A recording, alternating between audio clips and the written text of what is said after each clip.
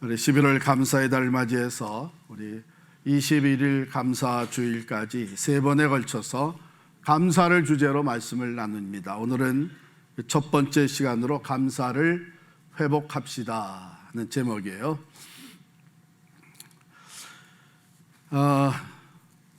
괴테가 일찍이 이렇게 얘기를 했습니다. 타인의 온정과 은혜에 감사하라. 은혜를 모르는 것은 근본적인 결함이다. 그렇게 은혜와 감사를 모르는 사람은 삶이라는 영역에서 무능한 자라고 할 수 있다. 그것은 건실한 인간의 첫 번째 조건인 것이다. 감사는 건실한 인간의 첫 번째 조건이다. 여러분, 운동 경기를 한 거 보면 축구 또 우리 농구 골을 탁 넣고 말이죠, 멋지게 덩크슛을 하고 막 이렇게 가슴을 치면서 잘 해냈다고 이렇게 내세우는가 하면, 어떤 경우에는 멋진 골을 넣고 말이에요, 날라서 덩크슛을 하고 그 다음엔 자기 팀의 다른 선수를 포인트 아웃하면서 이렇게 하기도 해요. 이건 뭐예요? 골은 내가 넣었지만 내가 어시스트 해줬기 때문이다. 그러니까 이 골은 내가 넣은 거나 마찬가지다. You're the best. 이제 그런 거예요. 같이 막 정신없이 뛰면서도 어시스트 해준 그 동료 선수에게 감사의 표시를 할 수 있는 것, 이거 얼마나 좋은 팀 플레이어고 팀워크인지 모릅니다. 어시스트를 받아가지고 다른 선수의 도움으로 골을 넣었는데 마치 자기가 모든 거 한 것처럼 의시되고 자기만 나타내는 선수는요, 얼마 못 가서 무슨 일이 일어난지 아세요? 볼이 안 옵니다. 안 줘요, 다른 선수들이. 지 혼자 잘났다고 하면 아무도 안 줘요. 왕따 되는 것이죠. 여러분, 우리가 살아가면서 내가 작고 큰 일에 받은 은혜에 대해서 감사할 줄 모르는 사람은요, 시간이 지나면서 왕따 될 수밖에 없어요. 이게 무슨 얘기냐 하면, 우리 삶의 감사를 잃어버리게 되면 인간관계에 심각한 문제가 생깁니다. 그런데 더 중요한 것은, 우리가 하나님의 은혜를 받아 살고 있는데 하나님께 감사하는 마음이 사라지게 되면 시리어스한 문제가 생겨요. 오늘 감사를 회복합시다 하는 이 제목으로 말씀을 드리는데, 사실은 오늘 말씀이 조금 두려운 말씀이에요. 그저 좋게 이렇게 우리에게 encourage 하는 것보다는 조금 하나님이 두렵게 말씀을 하고 계십니다. 그런데 우리가 겸허한 마음으로 이 말씀을 받게 되면 우리는 하나님이 또한 허락하시는 놀라운 은혜를 체험하며 살게 됩니다. 사람이 감사가 사라지면 우리의 심령이 사막과 같이 삭막해지죠. 많은 우울증을 앓는 사람들이 있는데 그 모두가 우울증을 앓는 사람들에게서 대표적으로 나타나는 증상이 뭐냐 하면 감사가 없다는 거예요. 감사가 없다는 거예요. 또 우리의 삶에 불평과 불만이 자꾸 쌓이게 되면 이것이 오만 병의 근원이 됩니다. 감사하는 마음에는 하나님이 함께 하셔요. 그러나 감사를 잃어버리면 우리의 마음이 황폐해지게 되고, 아울러서 마귀가 역사하기 쉬운 삶으로 변질되어 갑니다. 마귀는요, 원망, 불평, 시비 이런 걸 아주 쉽게 틈타고 들어와서 역사를 하기 때문입니다. 오늘 우리가 살아가는 시대는 참 불평의 시대가 아닌가 생각이 들어요. 불만족의 시대입니다. 모두가 다 서로 손가락질하면서 감사는 사라진 시대가 아닌가. 옛날 같으면은 참 작은 일에도 눈물을 글썽거리면서 감격하고 기뻐하고 감사했던 것들이 이제는 그까짓 거 그저 몇 사람 죽어가는 거는 상관도 느낌도 안 오는 정도. 웬만한 선물을 받아서는 마음의 감동도 없는 세상, 이런 삶으로 너무나 변질되고 있다는 생각이 들어요. 그런데 여러분, 성경은 우리에게 그것을 얘기해 주고 있습니다. 디모데후서 3장 1절을 보면 이런 말씀이 나와요. 말세에는 고통하는 때가 올 것이다, 이렇게 예언을 하면서 그 말세에 고통하는 때에 드러나 보이는 사람들의 삶의 모습이 몇 가지가 쭉 나오는데, 그 중에 하나가 감사하지 아니하며, 이게 있어요.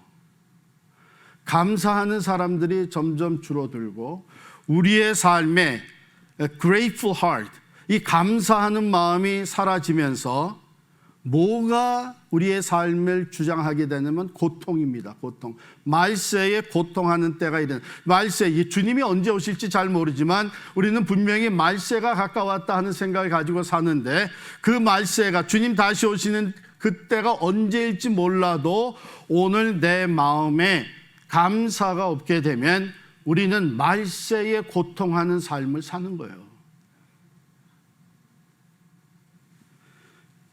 평안이 아니라 고통인 것이죠.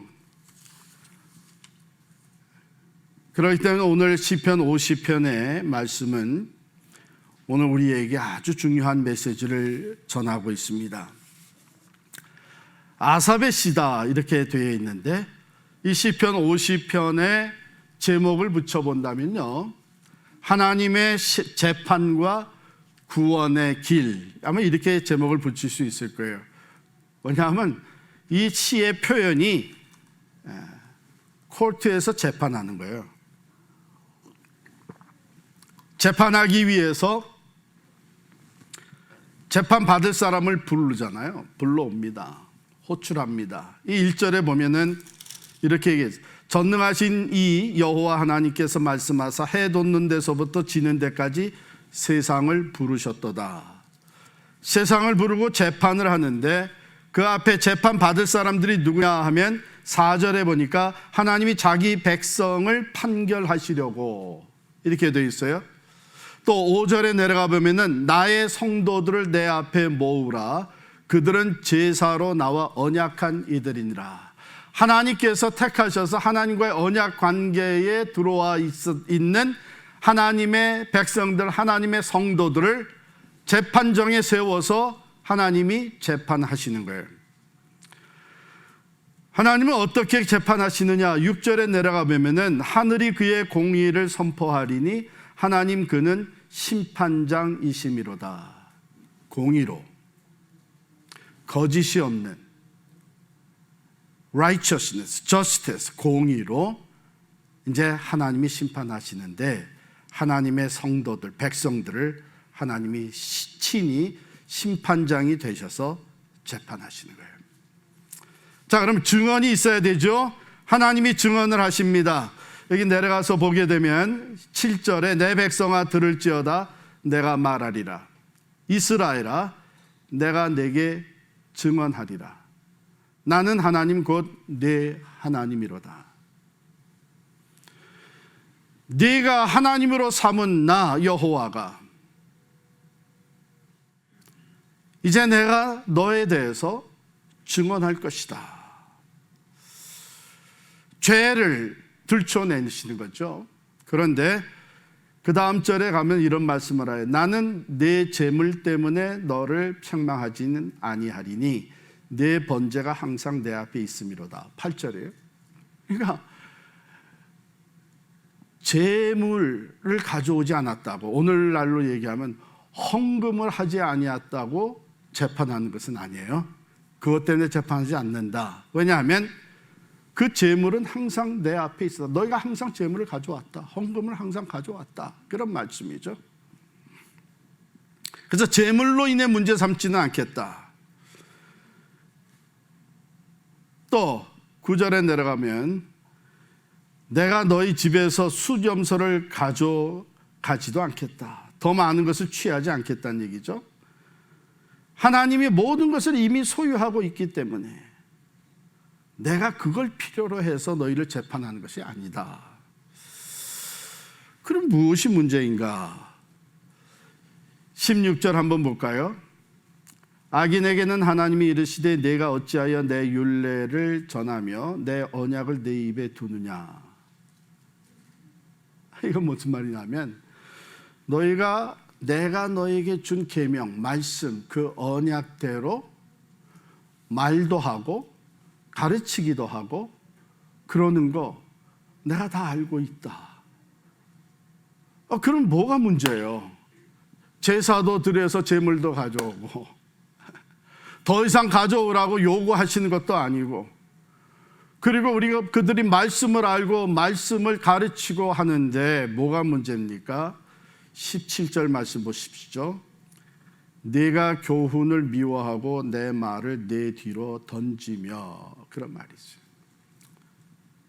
그러니까 무슨 말이냐 하면 하나님께 제물도 가져오고 제사도 빠지지 않고 드리고 하나님의 말씀을 말하고 가르치고 하지만 내가 교훈을 미워하고 내 말을 내 뒤로 던지며, 그것은 보이기 위한 것으로 끝난다는 거예요.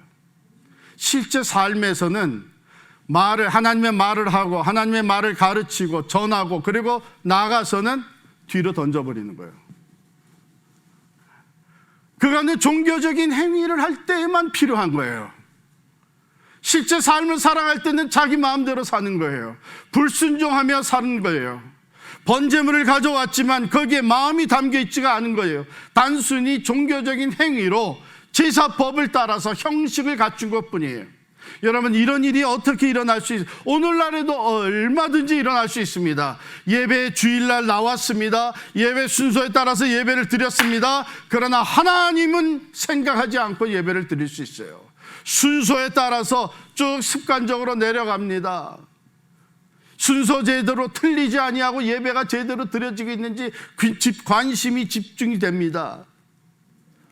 찬양이 뭐가 어쨌고 설교가 뭐가 어쨌고 평가를 하면서 예배를 드립니다.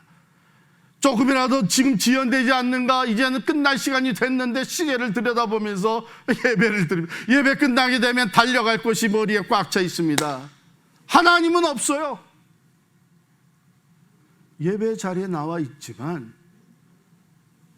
내가 지금 하나님을 향하고 하나님의 임재 가운데 하나님 앞에 찬양과 영광을 돌리며 하나님이 주시는 말씀을 받고 있다는 이 하나님에 대한 생각은 없이 예배가 드려질 수 있습니다.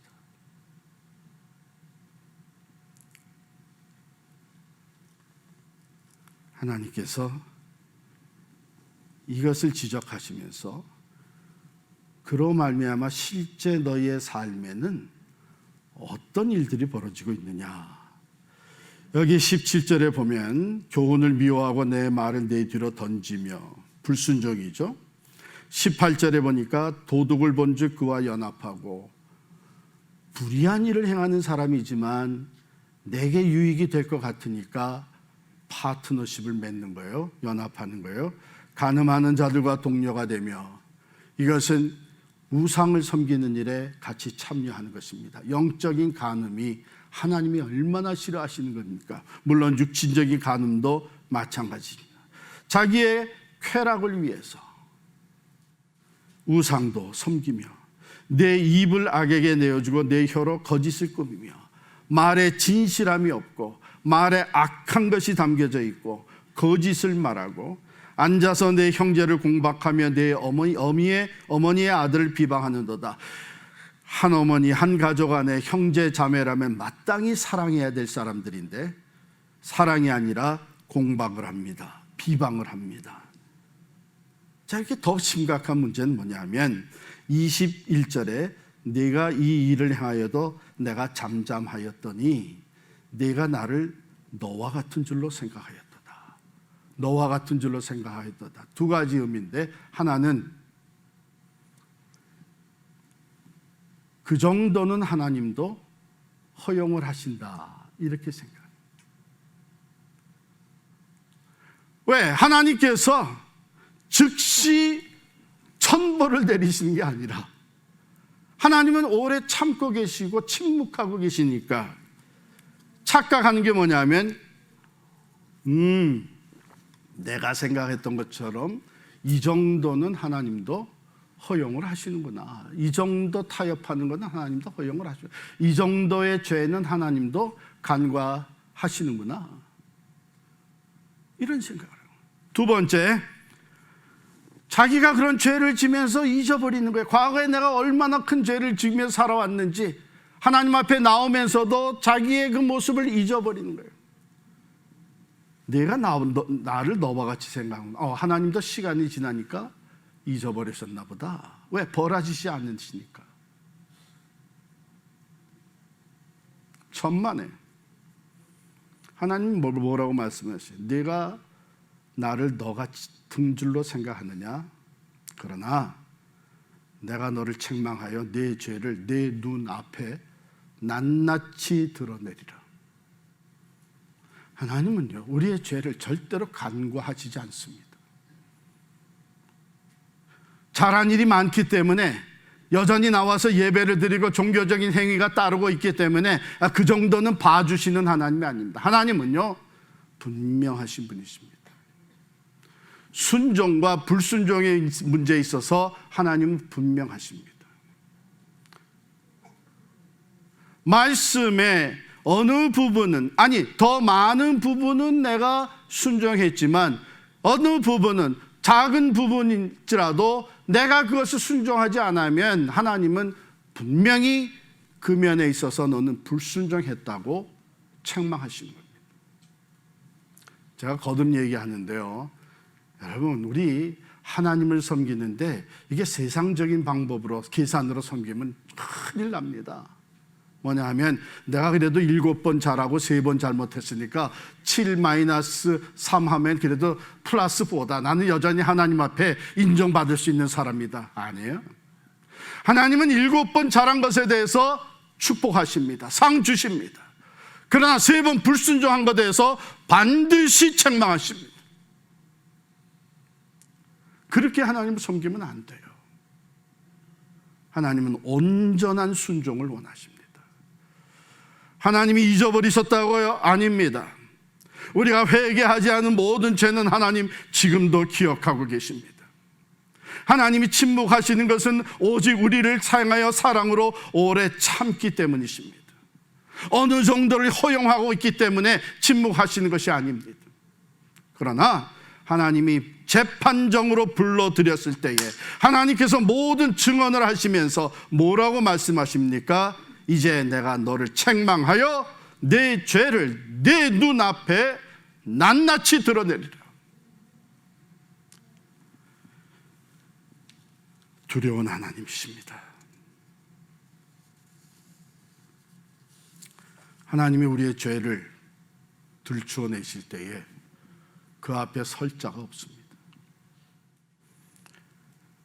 그러면 이 모든 죄 앞에서부터 증언하신 하나님이 들춰내는 모든 죄에 그 죄의 근거가 어디에 있느냐, 이걸 다 증언하신 다음에 그래서 하나로 묶어서 이제 이렇게 벌딕을 내리는 것이죠.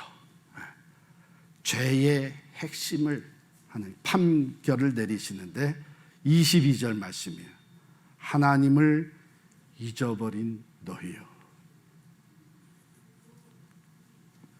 죄의 궁극적인 판결, 하나님을 잊어버렸다는 거예요.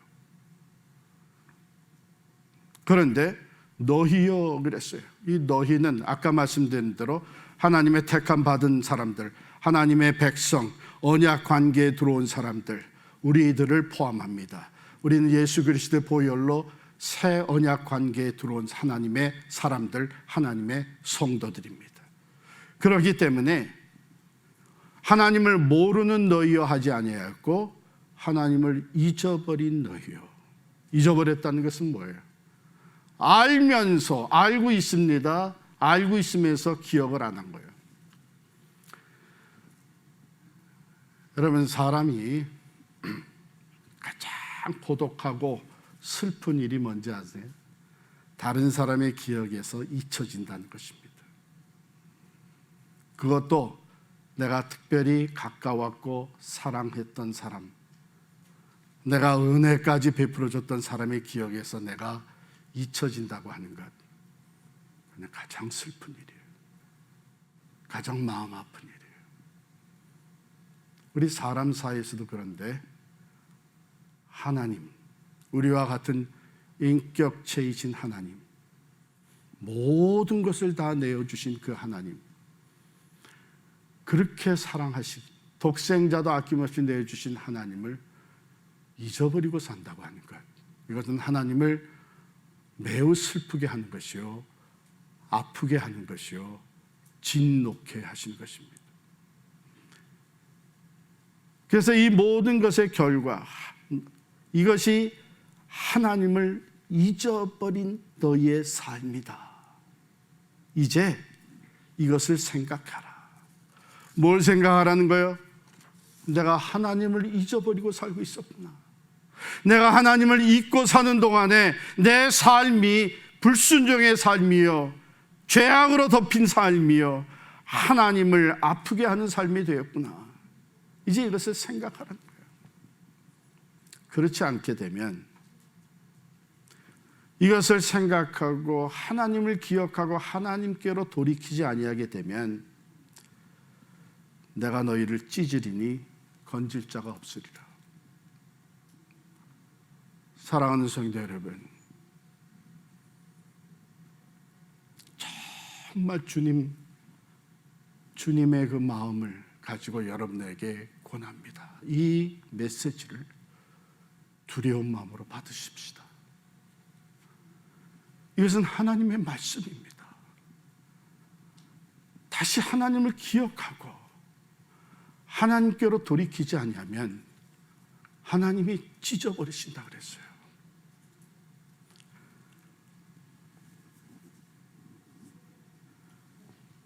하나님을 기억하지 않고 살아가는 삶의 모습이 오늘날에 어떻게 나타납니까?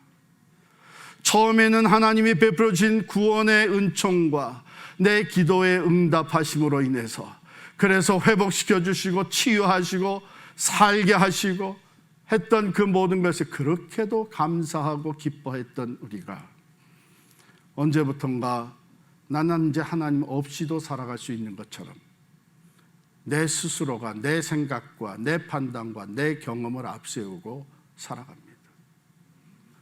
하나님의 말씀과는 상관없이 내가 터득한 이 세상의 지혜와 내가 가지고 있는 힘과 영향력을 가지고 교만하게 살아갑니다. 하나님은 잊어버린 거예요. 더 이상 하나님을 신뢰하지 않습니다. 하나님의 말씀을 듣지만 뒤로 던져버립니다. 비현실적이라는 것이죠. 계산에 맞지 않는다는 것이죠. 우리의 논리와는 다르다는 것이죠. 자, 이러한 삶이 하나님을 잊어버린 삶의 모습일진데 하나님 오늘 경고하시는 게 내가 너를 찢어버리리라 그랬어요. 에이, 하나님이 정말 그러실까? 하나님 사랑의 하나님이신데. 성경에는요, 돌이켜서 회복된 사람의 이야기도 많지만 돌이키지 않아서 찢기움을 당한 사람의 이야기도 많습니다. 히스기야 왕이 그랬습니다.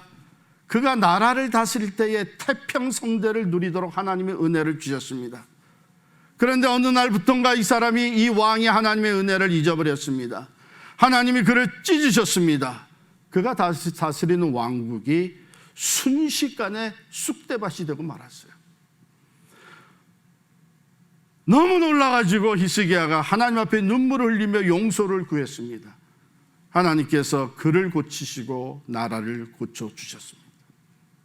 정말 찢으십니다. 우시야 왕을 보세요. 처음에는 하나님께 은혜 받고 충성을 했던 우시야 왕입니다. 그런데 그가 모든 것이 형통하게 잘 되면서 교만이 들어왔어요. 그래서 제사장만 하게 돼 있는 분향을 자기가 하겠다고 나섰어요. 하나님은 분명히 왕으로, 제사장으로, 선지자로 분명히 사명을 주시고 기름을 부어 주셨는데 왕이었던 자가, 우시아가 제사장의 역할까지 자기가 하겠다고 교만해져 가지고 분향을 하겠다고 나섰을 때 하나님이 그를 찢으십니다. 순간적으로 그의 이마에 문둥병이 생겼어요. 문둥병은 부정한 병이기 때문에 비록 왕이지만 왕궁 밖으로 쫓겨났습니다. 그는 왕궁 밖에 쫓겨나 문둥병을 앓다가 죽었습니다. 하나님이 찢으셨습니다. 아사왕도 그랬습니다. 그가 하나님을 의지하며 나라를 다스릴 때에 태평성대를 누렸습니다. 말씀해 보면 집집마다 잘 되었고 낙태하는 자가 없었다 그랬습니다. 그런데 사탄이 이 아사왕의 마음에 교만한 영을 넣었어요. 그가 교만해지더니 하나님의 은혜를 저버리고 하나님을 의지한 것이 아니라 아람을 의지했습니다. 아람 나라를 의지했습니다. 얼마나 어리석은 일입니까? 결국 비참한 말로를 맞이하고 맙니다. 사랑하는 성도 여러분, 우리 하나님의 말씀 앞에 겸허히 무릎을 꿇을 수 있기를 바랍니다. 하나님을 잊어버린 너희요. 우리의 삶 속에서, 우리의 일터에서, 우리 가정에서 우리가 얼마나 하나님을 기억하며 살고 있습니까? 감사를 잊어버릴 때에 이 감사를 잊어버리는 것이 어디서부터 비롯되나 하면요, 하나님을 잊어버리면서입니다. 여러분, 감사는 기쁨과 함께 갑니다. 감사하는 마음에는 기쁨이 더해져요. 감사는 평안과 함께 갑니다. 비록 어렵고 힘들어도 마음에 감사가 있는 사람들은 그 마음에서부터, 가정에서도 평안함이 있잖아요. 감사는 겸손과 함께 갑니다. 하나님께 감사할 줄 아는 사람들은 하나님 앞에 겸손한 거예요. 이것이 다 하나님이 주신 것이요, 하나님의 은총이요, 하나님을 감사하는 마음에는 겸손함이 있습니다. 그렇기 때문에 감사는 은혜와 함께 갑니다. 하나님은 교만한 자는 물리치시고 겸손한 자에게 은혜를 더해 주십니다. 우리 예수를 믿는 사람들이 처음부터 교만한 사람은 별로 없습니다. 처음부터 감사할 줄 모르는 사람은 별로 없습니다.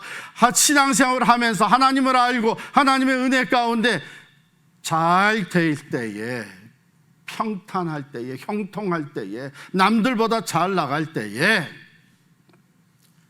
그때 하나님을 잊어버리기 시작을 하는 거예요. 교만해지기 시작을 하는 거예요. 감사가 사라지기 시작을 하는 거예요. 자, 이게 하나님의 그 벌칙이에요. 너희의 죄를 다 들추어내고 이 모든 죄의 핵심, 그것은 너희가 나를 잊어버렸기 때문이다. 하나님을 잊어버린 너희요, 이제 이를 생각하라. 하나님을 다시 생각하라는 것이죠. 창조주 하나님을 생각하라는 거예요. 생명의 주인이 되신 하나님, 나의 구원자가 되신 하나님, 만물을 다스리시는 하나님, 복의 근원이 되시는 하나님, 여기까지 나를 인도해 주신 하나님, 오늘도 내게 은혜로 내가 설 수 있게 붙들어 주시는 하나님, 앞으로도 은혜 아니면 내가 설 수 없다는 것을 고백하면서 이를 생각하라. 생각하며 하나님께로 돌아가라는 것이죠. 하나님을 기억하고 그에게 감사하라는 것이죠. 그렇지 아니하면 내가 너희를 찢으리니 건질 자가 없으리라.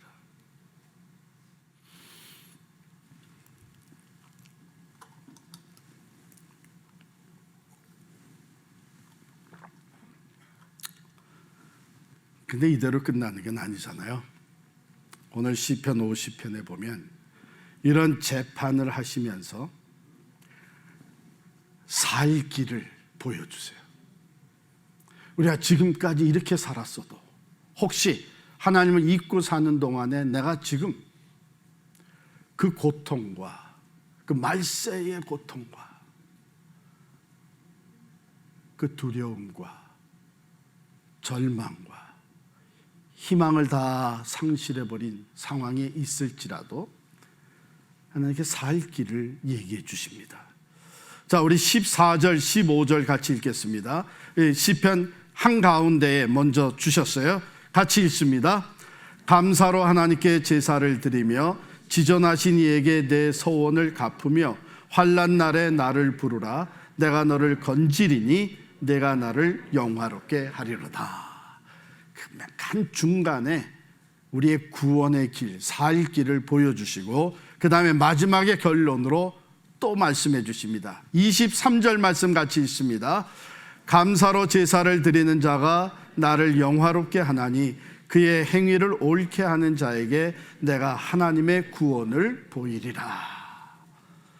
하나님을 기억하고 하나님이 누구시며 하나님이 내게 베풀어 주신 은혜를 기억하고 감사로 제사를 드릴 뿐만 아니라 그의 행위를 옳게 하는 자에게 이제는 순종의 삶을 사는 것이죠. 감사로 제사를 드리면 살 길이 열린다 그래서 전에보다 감사 헌금 더 많이 가지고 나오고 물질을 드리면서 이제 내가 이거 드리게 되면은 그 다음에 이제 모든 것이 형통해지겠지. 그게 아니고 진정한 감사의 예배는 무엇과 함께 병행하느냐 하면 순종의 삶과 같이 가는 거예요. 진정한 감사가 뭐예요? 하나님의 은혜로 내가 살고 있다고 하니까 살아왔고 지금도 살고 있다는 게 하나님이 내 창조주가 되셔서 내 구원자가 된 나에게 하나님은 은혜를 베푸시는 분이시다 하는 것이 감사해서 진정한 감사로 하나님을 예배 드리는 사람은 겸손히 그 말씀에 순종하는 그 행위를 옳게 고쳐가게 되는 것입니다. 이게 같이 가는 거예요. 어떤 사람은 그런 얘기를 하는 거예요. 그 모든 것에 감사하라는 것은 사람을 약하게 만드는 것이다. 모든 것에 그저 어려워도 힘들어도 모든 것에 다 감사하는 사람에게는 진취성이 없다. 그는 약한 존재가 되고 만다. 이렇게 얘기하는 사람들이 여러분 그렇게 생각하죠. 저도 한때는 그렇게 생각했어요. 도전적인 정신, 야망을 가지고 앞을 향해 전진하려면 불평도 하고 불만도 있고 그래서 열심히 더 살아야지. 그래서 범사에 감사하라는 이 말씀은 우리 크리스찬들을 약하게 만드는 것이다. 그건 감사해보지 못한 사람들이 하는 얘기예요. 감사하니까, 감사가 더해지니까, 범사에 감사하니까 더 열심히 나는 거예요. 더 긍정적이 되는 거예요. 할 수 있다는 생각이 더 강해지는 거예요. 크리에이티브다, 창의적인 생각이 더 주어지는 거예요. 고민만 하고 내가 의지적으로 노력했을 때보다 어디서부터 왔는지 다른 사람이 생각하지 못하는 것이 생각나게 되고 내가 어렵지만 낙심하지 아니하고 적극적으로 일어서게 돼요. 왜? 하나님이 나와 함께 하시는 것을 확신하기 때문에요. 감사하는 자들은 바로 이 확신이 있습니다. 모든 것을 하나님께서 주셨기 때문에 하나님께 감사하는 동안에 하나님이 변함없이 나와 함께 한다고는 확실히 있어요.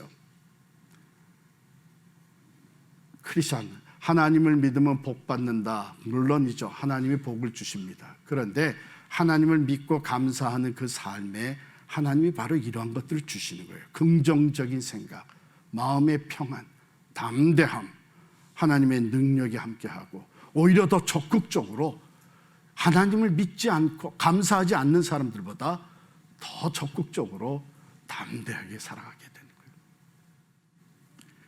더 중요한 것은 뭐냐면 우리가 하나님께서 하나님을 기억하고 하나님이 베풀어 주신 은혜에 감사하며 겸손히 하나님을 순종하며 살아갈 때 그 행위를 옳게 하는 자에게 하나님이 뭐라 해줘요? 하나님의 구원을 보이리라. 살 길을 보여주시겠다는 거예요. 승리의 길로 인도해 주시겠다는 거예요. 힘으로도 되지 아니하고 능으로도 되지 않는 그런 상황에 그런 문제에 놓였을지라도 여호와의 신이 성령으로 함께 하셔서 구원해 주시겠다는 거예요. 할렐루야. 여러분 잘 생각하세요. 감사라고 하는 것 소홀히 여길 것 아닙니다. 특별히 하나님과의 관계가 회복이 되면서 먼저 하나님께 베풀어 주신 은혜에 대해서 감사가 회복이 되어 감사로 하나님을 예배하는 이 일은 다른 어떤 것들보다도 우리의 삶에 회복되어야 될 우선순위입니다. 거꾸로 생각하지 마세요. 문제가 해결되면 내가 감사함으로 나가지. 병 나면 감사함으로 나가지. 이 문제만 해결되면 그때 나 나가서 예배 드리고 감사하지. 그거 거꾸로 생각하는 거예요. 지금 말씀하시는 건 뭐예요? 지금 있는 상황 속에서 아무리 어렵고 힘들고 절망적인 상황으로 보이지만 거기서 하나님을 향하고 하나님을 기억하라는 거예요. 하나님이 베풀어 주신 은혜, 이미 받은 은혜를 기억하라는 거예요. 그리고 거기에서, 그 자리에서 감사로 하나님을 예배할 때에, 하나님을 기억하며 하나님께로 돌이킬 때에 하나님이 그것에 구원의 길을 보이리라. 할렐루야. 예, 종종 그 거꾸로 생각한 사람이 있어요. 예? 하나님이 보여주시면 내가 믿지. 하나님은 아니에요. 내가 믿으면 보게 될 것이다. 하나님이 해결해 주시면 내가 감사하지. 아니요. 감사로 예배하라. 내가 구원의 길을 보게 될 것이다. 하나님이 이미 베풀어 주신 은혜가 너무나 감사합니다.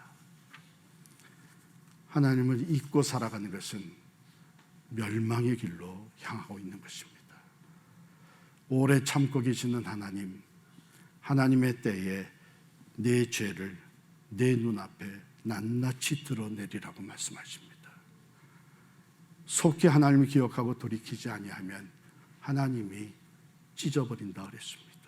내 삶이, 내 가정이, 우리의 일터가 그런 어려움을 당할 수가 있습니다.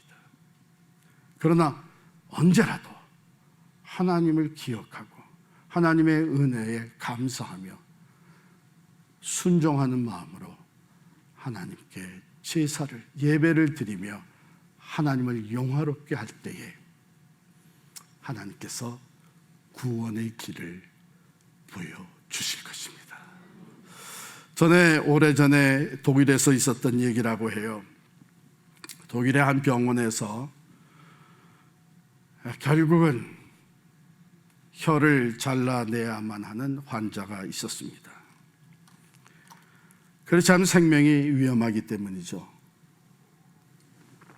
이 수술을 하기 위해서 마취 주사를 손에 든 의사가 이제 주사를 놓기 전에 참 주저하는 마음으로 이 환자에게 질문을 했습니다.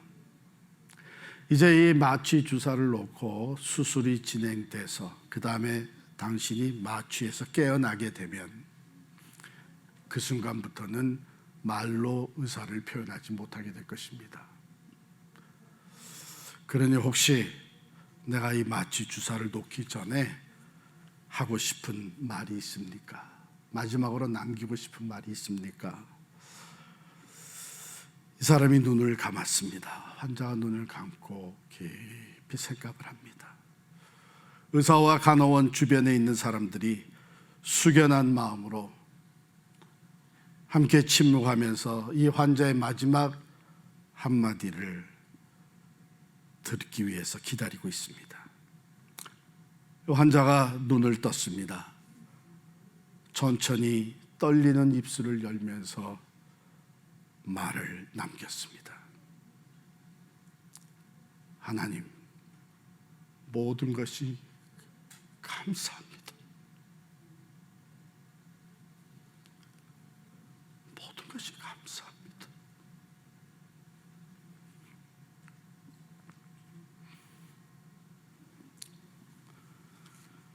사랑하는 성도 여러분, 하나님을 기억하십시다. 하나님이 베풀어 주신 은혜를 기억하십시다. 범사에 감사하라. 이는 그리스도 예수 안에서 너희를 향한 하나님의 뜻이니라. 말씀을 기억하십시다. 오늘 주신 말씀을 따라서 여러분들의 삶에, 저의 삶에, 우리 가정에 하나님을 향한 감사가 회복되어지기를 원합니다. 하나님, 지금 우리가 어떤 상황에 놓여 있든지 영광을 받으시고 우리 앞에 구원의 길을 열어 주실 것입니다. 기도하겠습니다.